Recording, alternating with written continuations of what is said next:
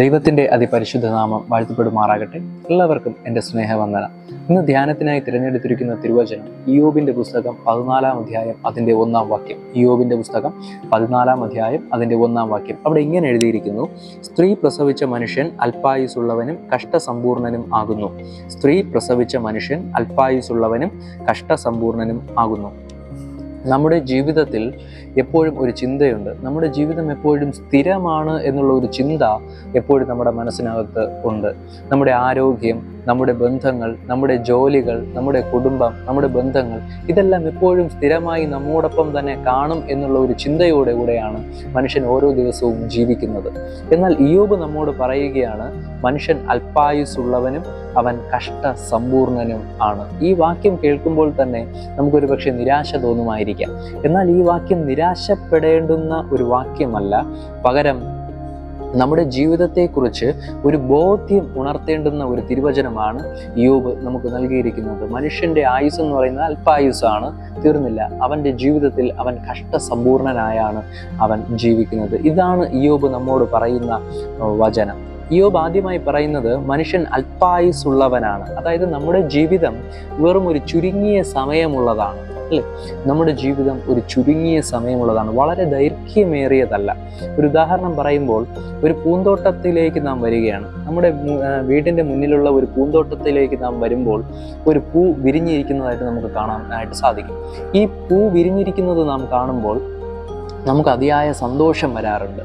എന്നാൽ വൈകുന്നേര സമയങ്ങളിൽ ഇതേ പൂന്തോട്ടത്തിലേക്ക് നാം പോകുമ്പോൾ ഈ പൂവ് എന്ത് ചെയ്തിരിക്കും? വാടിയിരിക്കും. ഇതുപോലെയാണ് മനുഷ്യൻ്റെ ജീവിതം എന്ന് പറയുന്നത്. ഇയ്യോബ് ഇത് പറയാനുണ്ടായ സാഹചര്യം നമുക്കെല്ലാവർക്കും അറിയാം.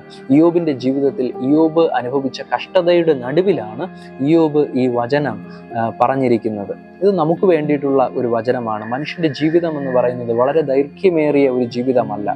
മനുഷ്യന് തോന്നും, നമുക്ക് പലപ്പോഴും തോന്നും, ഇനിയും സമയമുണ്ടല്ലോ, വലിയ വലിയ ദൈർഘ്യമേറിയ ഒരു ജീവിതത്തിലാണ് നാം ആയിരിക്കുന്നത്. പക്ഷെ ദൈവത്തിൻ്റെ കണ്ണിൽ എപ്പോഴും അതൊരു ചെറിയ ഒരു കാലയളവാണ്. ചുരുങ്ങിയ കാലയളവിൽ മനുഷ്യൻ ജീവിക്കുന്നു, മനുഷ്യൻ ഈ ലോകത്തു നിന്ന് മാറ്റപ്പെട്ട് പോകുന്നു. വളരെ ചുരുങ്ങിയ കാലയളവിലാണ് മനുഷ്യൻ ജീവിക്കുന്നത്. നാളെ എന്താകും എന്നുള്ളത് മനുഷ്യൻ ഒരിക്കലും തിരിച്ചറിയുവാനായിട്ട് കഴിയുകയില്ല. മനുഷ്യന് നാളത്തെ കാര്യങ്ങൾ എങ്ങനെയാണ്, എന്തൊക്കെയാണ്, ഇതൊക്കെ നമുക്ക് തിരിച്ചറിയുവാനായിട്ട് സാധിക്കുകയേ ഇല്ല. ദൈവാത്മാവ് നിങ്ങളോട് വിളിച്ച് പറയുന്നത്, നാം ജീവിക്കുന്ന ഇന്നത്തെ ദിവസം നാം ദൈവത്തിനായി ജീവിക്കുക. നാളത്തെ ദിവസം നമുക്കുള്ളതല്ല. നമുക്ക് എങ്ങനെയാണ് നാളത്തെ ദിവസം മുന്നോട്ട് പോവുക എന്നുള്ളത് നമുക്കറിയില്ല. ഇന്നത്തെ ദിവസം നാം ജീവിക്കുമ്പോൾ ദൈവത്തിനായി നാം ജീവിക്കുക എന്നുള്ളതാണ്. സങ്കീർത്തനങ്ങളുടെ പുസ്തകം 90-ാം അധ്യായം 12-ാം വാക്യത്തിൽ മോശയുടെ ഒരു പ്രാർത്ഥന നമുക്ക് കാണുവാനായിട്ട് സാധിക്കും. അവിടെ ഇങ്ങനെയാണ് എഴുതിയിരിക്കുന്നത്: ഞങ്ങൾ ജ്ഞാനമുള്ള ഒരു ഹൃദയം പ്രാപിക്കത്തക്കവണ്ണം ഞങ്ങളുടെ നാളുകളെ എണ്ണുവാൻ ഞങ്ങളെ ഉപദേശിക്കണമേ. ഞങ്ങളുടെ നാളുകളെ എണ്ണുവാൻ ഞങ്ങളെ ഉപദേശിക്കണമേ. ഇതാണ് മോശയുടെ ഒരു പ്രാർത്ഥന എന്ന് പറയുന്നത്. ഓരോ ദിവസവും നാം ഭൂമിയിൽ ജീവിക്കുമ്പോൾ ആ ദൈവത്തിന് വേണ്ടി ദൈവഹിത പ്രകാരമായിരിക്കണം നമ്മുടെ ജീവിതം. വളരെ ചുരുങ്ങിയ കാലയളവിലാണ് ഈ ഭൂമിയിൽ നാം ജീവിക്കുന്നത്. രണ്ടാമതായി ഇയ്യോബ് പറയുകയാണ്, കഷ്ടസമ്പൂർണമായുള്ള ഒരു ജീവിതം. പലപ്പോഴും ക്രിസ്ത്യാനി എന്നുള്ള പേരിൽ കഷ്ടങ്ങൾ നേരിടേണ്ടി വരില്ല എന്ന് ചിന്തിച്ചു കൊണ്ടിരിക്കുന്ന അനേകം വ്യക്തി ജീവിതങ്ങളുണ്ട്. പക്ഷെ അങ്ങനെയല്ല. ക്രിസ്ത്യാനികളായിരിക്കുമ്പോഴും ജീവിതത്തിൽ വേദനകളും കഷ്ടങ്ങളും നിറഞ്ഞ് വരിക തന്നെ ചെയ്യും. ഇയ്യോബിനെ കുറിച്ച് വേദപുസ്തകം പറയുന്നത് എന്താണ്? ഇയ്യോബ് നിഷ്കളങ്കനായിരുന്നു, അവൻ നീതിയുള്ളവനായിരുന്നു, ദൈവഭക്തനായിരുന്നു, നേരോടെ നടക്കുന്നവനായിരുന്നു, ദോഷം വിട്ട് അകലുന്നവൻ. ഇതൊക്കെയാണ് ഇയ്യോബിനെ കുറിച്ച് തിരുവചനം പഠിപ്പിക്കുന്നത്. പക്ഷേ അതേ ഇയ്യോബിൻ്റെ ജീവിതത്തിലാണ് വലിയ വലിയ പ്രതിസന്ധികൾ, വലിയ വലിയ കഷ്ടതകൾ, വലിയ വലിയ വേദനകൾ വന്നു ചേരുന്നത്. അതുകൊണ്ട് തന്നെ നമ്മുടെ ജീവിതത്തിലും ഈ കഷ്ടതകളും വേദനകളും എല്ലാം കടന്നു വരും, തീർച്ചയായിട്ടും കടന്നു വരും എന്നുള്ള കാര്യം നാം മറന്നു പോകരുത്. നമ്മുടെ ദൈനംദിന ജീവിതത്തിൽ നമ്മുടെ കുടുംബനാഥനെ നാം എടുക്കുമ്പോൾ, നമ്മുടെ പിതാവിനെ എടുക്കുമ്പോൾ, അല്ലെങ്കിൽ നമ്മുടെ അച്ഛനെ നാം എടുത്തു നോക്കുമ്പോൾ, കുടുംബഭാരം എന്ന് പറയുന്ന ഒരു വലിയൊരു ദൗത്യം അദ്ദേഹത്തിൻ്റെ അദ്ദേഹത്തിൻ്റെ കയ്യിലിരിക്കുകയാണ്. ഈ കുടുംബത്തെ പോറ്റുവാനുള്ള ഓരോ ദിവസവും എങ്ങനെ കുടുംബത്തെ മുന്നോട്ട് നയിക്കുമെന്നുള്ള വേദനയോടുകൂടെയാണ് ഓരോ ദിവസവും ഗൃഹനാഥൻ മുന്നോട്ട് നയിക്കുന്നത്. തീർന്നില്ല. അമ്മയെക്കുറിച്ച് നോക്കുമ്പോൾ ഒരു മക്കളുടെ ഭാവി എന്താകും, എങ്ങനെയാകും എന്നുള്ള ഒരു ചിന്തയോടുകൂടെയാണ് അമ്മ ഓരോ ദിവസവും ജീവിക്കുന്നത്. ദൈവത്തോടുകൂടെ കണ്ണുനീരോടെ പ്രാർത്ഥിക്കുന്ന ഓരോ അമ്മമാരെ നമുക്ക് ഭവനങ്ങളിൽ കാണുവാനായിട്ട് സാധിക്കും. അവരും വളരെ വേദനയോടുകൂടെയാണ് ജീവിക്കുന്നത്.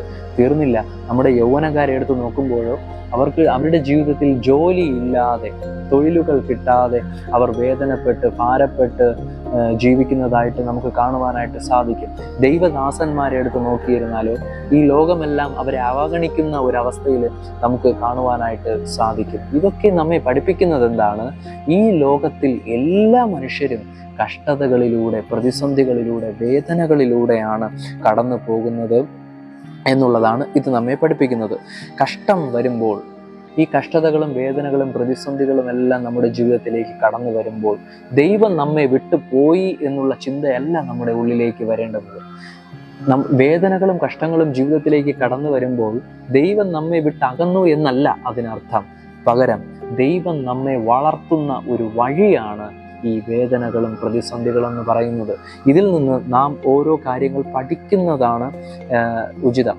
അതായത് അതിൻ്റെ യാഥാർത്ഥ്യം അതാണ്. ഈ കഷ്ടതകളും പ്രതിസന്ധികളൊക്കെ വരുമ്പോഴും നാം അതിൽ നിന്ന് ഓരോ കാര്യങ്ങൾ പുതുതായിട്ട് പഠിക്കുകയാണ്. അത് നമ്മുടെ ഭാവിയിലേക്കുള്ള വളർച്ചയിലേക്ക് കൊണ്ടെത്തിക്കുന്നു എന്നുള്ളതാണ്. യോഹന്നാൻ എഴുതിയ സുവിശേഷം 16-ാം അധ്യായം 33-ാം വാക്യത്തിൽ ഇങ്ങനെ പറയുന്നു: ലോകത്തിൽ നിങ്ങൾക്ക് കഷ്ടമുണ്ട്, എങ്കിലും ധൈര്യപ്പെടുവിൻ, ഞാൻ ലോകത്തെ ജയിച്ചിരിക്കുന്നു. ലോകത്തിൽ നമുക്ക് തീർച്ചയായിട്ടും കഷ്ടമുണ്ട്, കർത്താവ് പറയുന്ന കാര്യമാണ്. വേദനകളുണ്ട്, പ്രതിസന്ധികളുണ്ട്. എന്നാൽ ഇതിനെല്ലാം അതിജീവിച്ച ഒരു ദൈവമാണ് നമ്മോടൊപ്പം ഉള്ളത്. ഈ ഒരു വിശ്വാസത്തിലായിരിക്കണം നാം ജീവിക്കേണ്ടത്. മനുഷ്യൻ അല്പായുസുള്ളവനാണ്, കഷ്ടസമ്പൂർണനാണ്.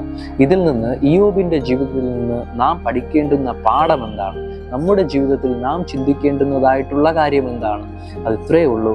ഇയ്യോബിൻ്റെ ജീവിതത്തിൽ വലിയ വലിയ വേദനകൾ വന്നിട്ടും, വലിയ വലിയ കഷ്ടങ്ങൾ വന്നിട്ടും, പ്രതിസന്ധികൾ വന്നിട്ടും, രോഗങ്ങൾ വന്നിട്ടും, നഷ്ടങ്ങൾ വന്നിട്ടും ഇയ്യോബ് ദൈവത്തെ കൈവിട്ടില്ല. പകരം ദൈവത്തെ മുറുകെ പിടിച്ചുകൊണ്ടിരുന്നു. ഇതാണ് ഇയ്യോബിൻ്റെ ജീവിതത്തിൽ നമുക്ക് നൽകുന്ന നിർദ്ദേശം എന്ന് പറയുന്നത്.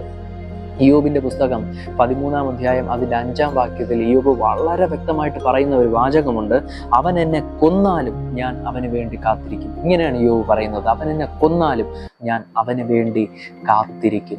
ഇയ്യോബിൻ്റെ ജീവിതത്തിൽ പ്രശ്നങ്ങളും പ്രതിസന്ധികളും വേദനകളെല്ലാം കടന്നു വന്നപ്പോഴും ആ ദൈവത്തിലാണ് പ്രത്യാശ വച്ചിരുന്നത്, ആ കർത്താവിലാണ് പ്രത്യാശ വച്ചിരുന്നത്.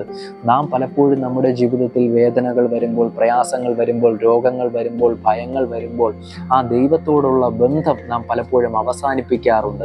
ആ ദൈവത്തിൽ നിന്ന് അകന്നു പോകുന്ന സാഹചര്യങ്ങൾ നമ്മുടെ ജീവിതത്തിൽ വരാറുണ്ട്. എന്നാൽ അങ്ങനെയല്ല പ്രിയമുള്ളവരെ. ഇയ്യോബിനെ പോലെ ദൈവത്തെ മുറുകെ പിടിച്ചുകൊണ്ടിരിക്കുന്നവരായിരിക്കണം നാം ഓരോരുത്തരും. ഒരു ഉദാഹരണം പറയുമ്പോൾ, ഈ കുഞ്ഞു പിള്ളേർക്ക് ഇഞ്ചക്ഷൻ എടുക്കുന്നത് ഭയങ്കര പേടിയാണ്. അവർക്ക് വളരെ പേടിയായിട്ടുള്ള ഒരു കാര്യമാണ് ഇഞ്ചക്ഷൻ എന്ന് പറയുന്നത്. ഇഞ്ചക്ഷൻ എടുക്കാനായിട്ട് ആശുപത്രിയിലേക്ക് കൊണ്ടു ചെല്ലുമ്പോൾ ഇഞ്ചക്ഷൻ എടുക്കുന്നതായിട്ടുള്ള സമയത്ത് ഈ കുഞ്ഞുങ്ങൾ അമ്മയെ മുറുകെ പിടിച്ചിരിക്കും. അത് നമുക്കെല്ലാവർക്കും അറിയാവുന്നതാണ്. ഈ മുറുകെ പിടിച്ചിരിക്കുന്ന സമയം അമ്മ ഒരിക്കലും ആ കുഞ്ഞിനെ എന്ത് ചെയ്തില്ല, കൈവിടുകയില്ല. മാറോട് ചേർത്ത് വച്ചിരിക്കുന്ന ഒരു അനുഭവം നമുക്ക് കാണുവാനായിട്ട് സാധിക്കും. തീർച്ചയായിട്ടും നമ്മുടെ ദൈവവും അങ്ങനെയാണ്. ദൈവത്തെ നാം മുറുകെ പിടിച്ചിരിക്കുകയാണെങ്കിൽ തീർച്ചയായിട്ടും ദൈവം നമ്മെ കൈവിടുകയില്ല. കർത്താവ് നമ്മോട് പറയുകയാണ്: ഞാൻ നിന്നെ ഒരു നാളും കൈവിടുകയുമില്ല, ഉപേക്ഷിക്കുകയുമില്ല. പക്ഷെ അങ്ങനെയെങ്കിൽ നമ്മുടെ ജീവിതത്തിൽ നാം എന്ത് ചെയ്യണം? ദൈവത്തെ മുറുകെ പിടിച്ചിരിക്കുന്നവരായിരിക്കണം. ഇയ്യോബിൻ്റെ ജീവിതത്തിൽ നിന്ന് അതാണ് നമുക്ക് നൽകുന്ന ഒരു തിരിച്ചറിവ് എന്ന് പറയുന്നത്, ഒരു വചനം എന്ന് പറയുന്നത്. നമ്മുടെ ജീവിതം വളരെ ചെറുതാണ്. നമ്മുടെ ജീവിതം വളരെ ചെറുതാണ്, കഷ്ടങ്ങൾ നിറഞ്ഞതാണ്. എന്നാൽ നാം ദൈവത്തെ മുറുകെ പിടിച്ചിരിക്കും. ഇന്നേ ദിവസം നാം ദൈവത്തിന് വേണ്ടി നമ്മുടെ ജീവിതത്തെ സമർപ്പിച്ചു കൊടുക്കണം. നാം ഒരു തീരുമാനം എടുക്കണം. നമ്മുടെ ജീവിതം നാം ദൈവത്തിന് വേണ്ടി സമർപ്പിച്ചു കൊടുക്കുകയാണ്. എൻ്റെ ജീവിതം ഞാൻ ദൈവകരങ്ങളിലേക്ക് ഏൽപ്പിക്കുകയാണ്.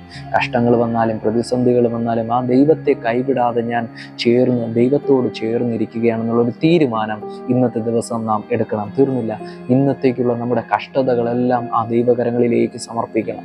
നമുക്ക് പലവിധമായിട്ടുള്ള കഷ്ടതകളുണ്ട് അല്ലേ? കടഭാരങ്ങളുണ്ട്, രോഗങ്ങളുണ്ട്, മക്കളുടെ ഭാവിയെക്കുറിച്ചുള്ളതുണ്ട്, വിവാഹം നടക്കാത്തതായിട്ടുള്ളതുണ്ട്. ഇങ്ങനെ പലവിധമായിട്ടുള്ള ഭയങ്ങളും വേദനകളും നമ്മുടെ ജീവിതത്തിലേക്കുണ്ട്. ഇതെല്ലാം ഇന്നത്തെ ദിവസം നാം ദൈവകരങ്ങളിലേക്ക് സമർപ്പിക്കണം. അങ്ങനെയെങ്കിൽ തീർച്ചയായിട്ടും ദൈവം നമ്മുടെ ജീവിതത്തിൽ അനുഗ്രഹം നൽകുക തന്നെ ചെയ്യും. ഇയ്യോബ് പറഞ്ഞ അതേ വാചകം നമ്മുടെ ജീവിതത്തിൽ നമുക്കും പറയുവാനായിട്ട് സാധിക്കണം. സ്ത്രീ പ്രസവിച്ച മനുഷ്യൻ അല്പായുസുള്ളവനും കഷ്ടസമ്പൂർണനും ആകുന്നു. എന്നാലും ദൈവം നിങ്ങളോട് പറയുകയാണ്, ഞാൻ നിന്നെ ഒരു നാളും കൈവിടുകയുമില്ല, ഉപേക്ഷിക്കുകയുമില്ല. ഈ ഒരു ഉറപ്പോടുകൂടെ ആയിരിക്കണം നമ്മുടെ ഓരോ ദിവസവും ആരംഭിക്കേണ്ടത്. അതിനായി പരിശുദ്ധാത്മാവ് നമ്മേവരെയും സമൃദ്ധമായി അനുഗ്രഹിക്കുമാറാകട്ടെ.